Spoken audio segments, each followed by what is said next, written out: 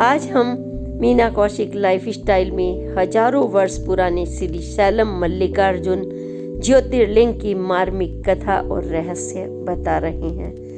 यहाँ के दर्शन मात्र से अश्वमेध यज्ञ के बराबर फल मिलता है, कष्टों से मुक्ति मिलती है और पिता पुत्र के रिश्ते मधुर हो जाते हैं। हालांकि शिव और पार्वती के साथ इस स्थान पर कुछ ऐसा हुआ था कि वह बुरी तरह से टूट गए थे और कार्तिकेय जी की तलाश में वह इस स्थान पर गए थे और वहीं ज्योति के रूप में वह विराजमान हो गए थे।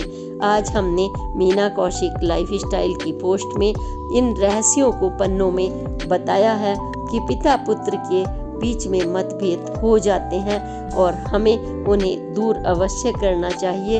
यह संदेश भी जाता है।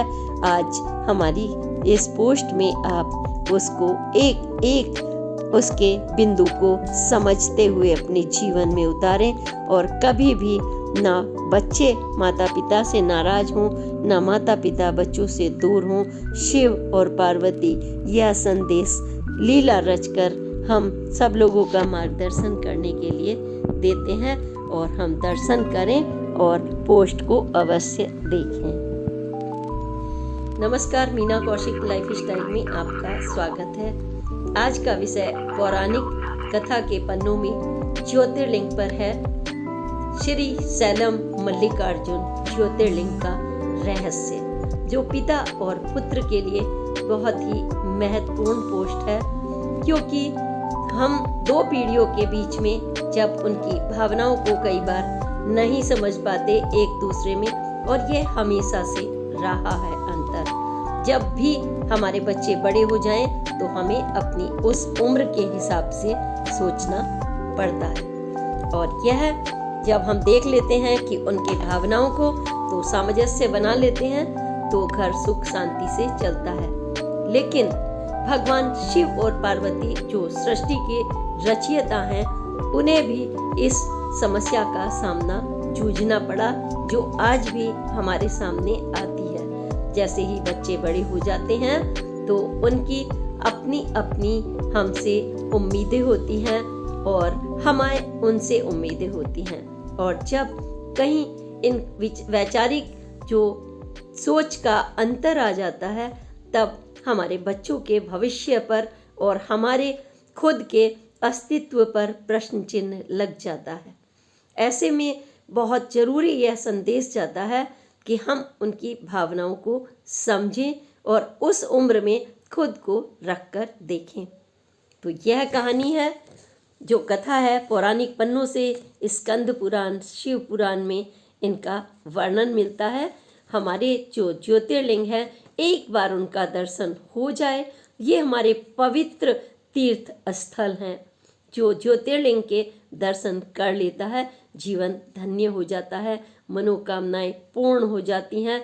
और इसी में से सोमनाथ सबसे पहला जो ज्योतिर्लिंग, जिसको स्वयं चंद्रदेव ने बनाया था, और हम आज बात कर रहे हैं दूसरे ज्योतिर्लिंग की, जो हमें सोमनाथ के बाद दिया किसने?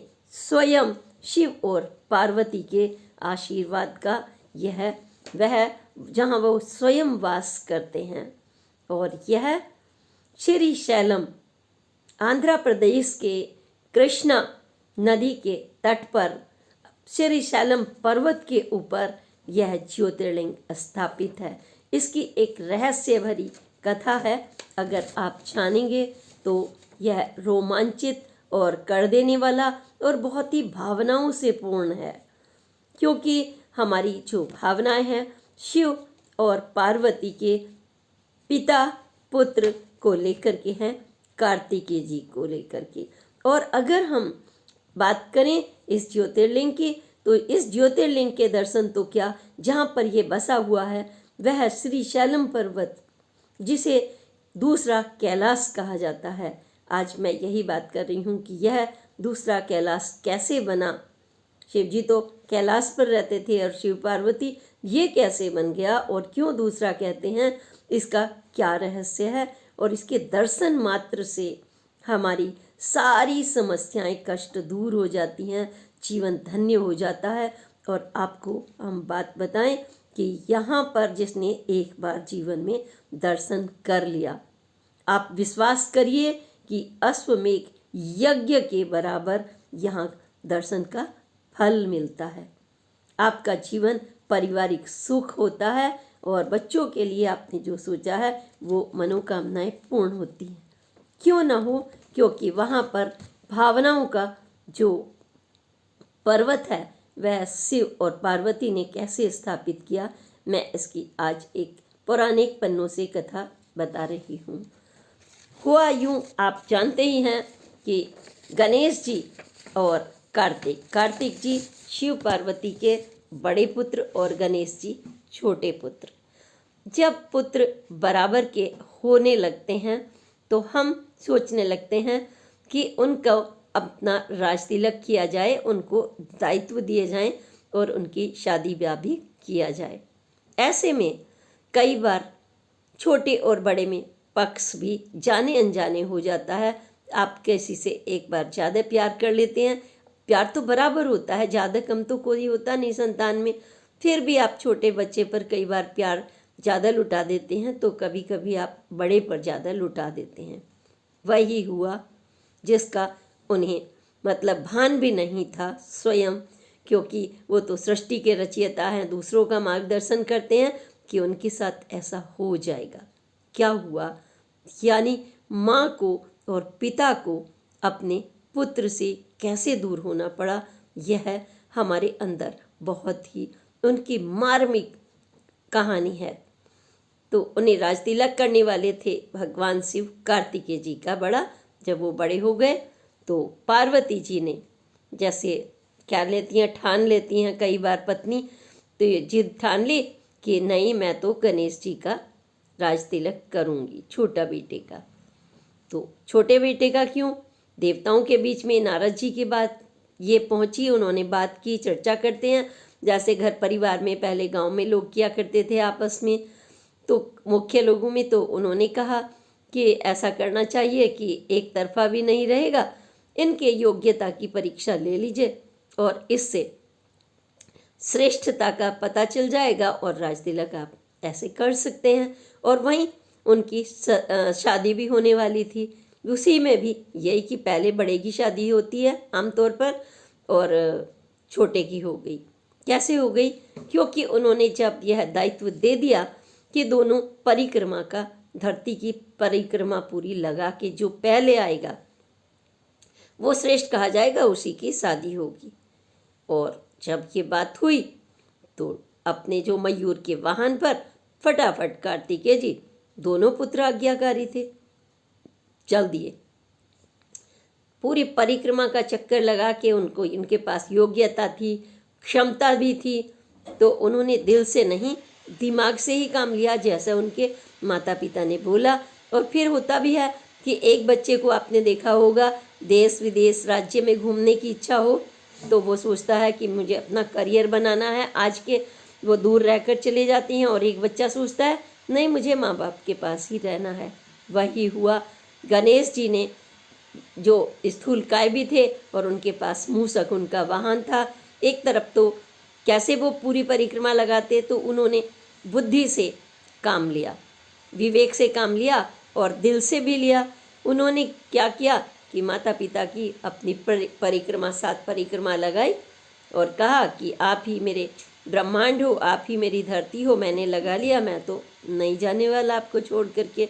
क्योंकि गणेश जी परेशान हो गए थे कि मुझे माता पिता से दूर जाना पड़ेगा, वो नहीं जाना चाहते थे और उन्होंने कुछ नहीं देखा, हम तो वहीं रहेंगे। माँ बाप इस बात पर बड़े प्रसन्न हुए और वही उनकी शर्त पूरी हो गई, क्योंकि उन्होंने तो पृथ्वी उसको बता दिया। तो उन्होंने श्रेष्ठता का उनको आशीर्वाद दे दिया कि आप ही धरती पर पूजे जाओगे। और सबसे बड़ी बात ये भी हो गई कि इसी बीच में उनकी शादी भी रिद्धि सिद्धि से तय कर दी। अब शादी भी तय कर दी और कार्तिकेय जी जब आए, जब देखा कि सभी देवता लोग मौजूद हैं और उनकी शादी होने की बात कर रही हैं, तो नाराज होना स्वाभाविक था बड़े भाई का। कि देखिए, उनके आने का इंतजार भी नहीं हुआ और इन्होंने पीछे ये बना लिया। तो राज तिलक के ऊपर हमेशा से ये अधिकारों को लेकर के खास तौर से माँ बाप पर अधिकार होता है सभी बच्चे का, क्योंकि वह यही चाहते हैं कि बराबरी के साथ में उनको वही प्यार वही स्नेह मिले, चाहे वो किसी भी दृष्टि से क्यों ना हो। कार्तिकेय जी की जब नाराज़गी हो गई माता पिता से, तो अब उन्होंने सोचा मेरे रहने का यहाँ क्या मतलब है। गणेश जी से विवाह भी तय हो गया और पूरी तरह से, तो फिर वो क्रौंच पर्वत पर चले गए नाराज होकर के, और माता पिता को उन्होंने बस मन उनका खिन्न हो गया और वो दूर जाकर अकेले रहने लगे क्रौंच पर। अब माता पिता को भी ये अच्छा नहीं लगता कि बेटा वहाँ चला जाए। वो इतना परेशान हुए कि कैलाश पर रहने वाले, तो उन्होंने भी वहाँ पर कार्तिकेय जी को नारद जी से भिजवाया मैसेज कि वो आ जाएं, पर वो नहीं आए और किसी भी तरह से उन्होंने मनाया पर वो नहीं माने मनोबल से, और उन्होंने तो निश्चित कर लिया कि वो वहीं पर रहेंगे, वहीं तपस्या करेंगे क्रौंच पर्वत पर। तो भगवान शिव ने, जो माता पिता का प्यार होता है, क्या करें, उन्होंने सोचा कम से कम हम भेष बदल कर ही अपने बच्चे से मिल लें। उसकी नाराज़गी इतनी बढ़ गई है कि वो मिलना ही नहीं चाहता। तो उन्होंने भेष बदल करके क्रौंच पर्वत पर जाने का निर्णय कर लिया। और जब चले तो यह बात नारद जी के जरिए वहाँ पहले ही पहुँच गई कि भेष बदल कर शिव पार्वती आपसे मिलने आ रहे हैं, आप वहीं रहना, जाना नहीं।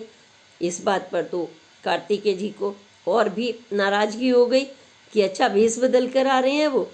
तो उन्होंने वहाँ से भी जगह छोड़ दी उनके आने से पहले ही पहले। अब माँ बाप का हाल आप समझ सकते हो क्या होता है, चाहे वो सृष्टि के संचालक हों या यहाँ के। जब बच्चा दूर चला जाए तो उनकी आँखों से अविरल आशा, जो आंसुओं की धारा बहने लगी माता के, और पिता बहुत उदास हो गए, जैसे उनके पैरों में जान ना रही हो। सृष्टि के नियंता को वहीं पर थमना पड़ा और उन्होंने क्रौंच पर्वत, जिसे हम श्रीशैलम कहते हैं और जिसे हम वहाँ पर श्री पर्वत के नाम से भी जानते हैं, ये आंध्र प्रदेश में कृष्णा जिले में यह स्थान है। कृष्णा नदी के तट पर बहुत ही सुरम्य स्थल है, और यहाँ पर उन्होंने वो ज्योतिर्लिंग के रूप में, ज्योति के रूप में दोनों एक साथ माता पिता विराजमान हो गए। और उन्होंने हर अमावस्या और पूर्णिमा को वह वहाँ पर आने लगे ज्योतिर्लिंग में, और उसी के बाद से भक्तों का भी वहाँ पर तांता लगने लगा कि भगवान शिव और पार्वती यहाँ पर आते हैं, और जो भी दर्शन करता है ज्योतिर्लिंग का वहाँ पर मल्लिकार्जुन, तो उनकी संतान सुख प्राप्ति के लिए अपनी लोग मनोकामनाएं लेकर जाते हैं। अपनी जो भी मनोकामना वो उनकी पूर्ण होती है। जिसने अश्व यज्ञ, मेघ यज्ञ सबसे बड़ा यज्ञ माना जाता है, उसके फल के बराबर वहाँ दर्शन मात्र से फल मिल जाते हैं। और उधर शिव और माँ पार्वती जब पूर्णिमा होती है तो पूर्णिमा के दिन और अमावस्या के दिन वो वहाँ पर अवश्य आते हैं, ऐसी मान्यता है। तो ये जो उनको वो हताश और निराश होकर के बैठ गए थे, उनके पैर जैसे घुटने टूट जाते हैं माता पिता के बिना बच्चे के, वो बहुत दुखी हो गए थे अंतर से। और उनका समझ लीजिए कि जैसे चलना भी भारी हो जाए आदमी का, वो वहीं पर दोनों बैठ गए थे। और उसी जगह उन्होंने अपना दूसरा कैलाश बना लिया, नहीं तो वो कैलाश से उठते ही नहीं थे। आपने देखा हो, उनका वहीं निवास स्थान था, वास करते थे वो वहीं पर। तो यहाँ पर वो आने लगे। और इसी से जुड़ी एक अन्य कथा भी है, वह है चंद्रगुप्त राजा की। चंद्रगुप्त राजा की बहुत ही एक सुयोग्य कन्या थी, और घर से उन्होंने जाकर के बाहर दूर तपस्या करने का निर्णय लिया, और वो क्रौंच पर्वत पर, वहीं पर श्रीशैलम पर जाकर तपस्या करने लगी थी, आसपास ही उस क्षेत्र के। और उन्होंने अपनी जो आजीविका है, बिल्कुल एक साधारण कन्या की तरह से, वो राजा की तरह नहीं, उन्होंने राजा का सारा राजसी वैभव त्याग दिया था। कुछ बच्चे होते हैं, उन्हें राजसी नहीं, उन्हें प्रकृति के अंचल में वो कुछ कर जाना चाहते हैं, तो वो रह रही थी। और उन्होंने अपनी आजीविका के लिए श्यामा गाय पाल ली थी। श्यामा गाय जो दूध देती थी उसी से वो अपनी आजीविका अपनी पूरी कर लेती थी। लेकिन हुआ क्या कि पता लगने लगा कि उनकी गाय का दूध चोरी हो जाता है, और कौन चोरी करके ले जाता है ये नहीं पता लग पा रहा था। तो एक दिन उन्होंने निर्णय किया वो देखेंगी कि बैठ करके, और वो देख रही थी तो कोई उन्हें एक छवि सी दिखाई दी कि वो उनका कोई दूध निकाल रहा है। तो चोरी पकड़ी गई एक तरह से। तो फिर उन्होंने जब नज़दीक जाकर देखा श्यामा गांव के, तो यह भी बहुत रोमांचक है। वहाँ कुछ नहीं दिखाई दिया गाय के पास में। वहाँ पर ना कोई दूध चोरी करने वाला था, वहाँ पर था शिवलिंग। भगवान शिव और माँ पार्वती वहाँ पर विराजमान थे, और गाय जो श्यामा गाय है वो वहाँ पर अपना दूध चढ़ा देती थी शिवलिंग पर, अपना सारा का सारा। यानी कि वो चोरी नहीं थी, वो श्यामा गाय भगवान शिव पर अपना दूध अर्पित करती थी एक माँ के रूप में, क्योंकि श्यामा गाय भी कार्तिकी जी के लिए के नाम पर वो अपना दूध वहाँ पर अर्पित करती थी, ऐसी वहाँ पर मान्यता है। और इस मान्यता के साथ ही हजारों भक्त वहाँ पर उस सुरम्य स्थल पर जाते हैं। वहाँ पर निर्माण कराया गया, कितनी ही बार मंदिर की स्थापना की गई, और यह मंदिर वास्तुकला का एक अप्रतिम नमूना है। और प्रकृति के आंचल में वहाँ इतनी खूबसूरती है। वह अन्य तमाम मंदिर है, वहाँ नंदी जी भी की मूर्ति भी स्थापित है, माँ पार्वती जी भी विराजमान है। और आप अगर वहाँ पर जाएं तो हैदराबाद से, आंध्र प्रदेश से वहाँ पर हवाई अड्डे के जरिए भी वहाँ पर जा सकते हैं। फिर आपको आगे वहाँ पर पूरी व्यवस्था मिलेगी। और वहाँ धर्मशाला का निर्माण भी राजा चंद्रगुप्त ने करा दिया था, ताकि भक्तजन वहाँ पर आराम से जा सकें और मल्लिकार्जुन जो ये श्री शैलम पर ज्योतिर्लिंग है उसके दर्शन कर सकें। आप सोचेंगे इसका नाम मल्लिकार्जुन क्यों पड़ा ज्योतिर्लिंग का?